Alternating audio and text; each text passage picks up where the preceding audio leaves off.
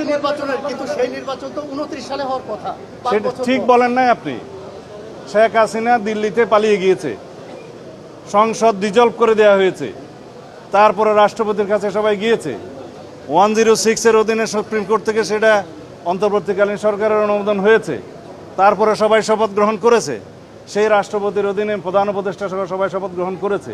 106 আর্টিকেলে সব কিছু বলা আছে, যে সমস্ত বিধান সংবিধানের অ্যাব্রোগেটেড হয়ে যাওয়ার কথা সেটা যাতে না হয়, বৈধতা থাকে, সেই জন্যই সুপ্রিম কোর্ট 106 অনুসারে মতামত দিয়েছে।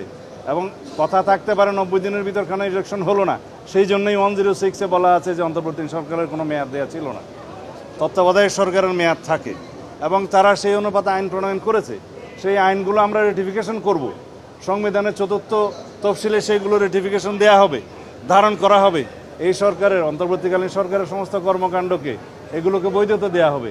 তার মধ্য দিয়ে সব কিছুই লেজিটিমেসি পাবে, আশা করি সবাই বুঝেছে।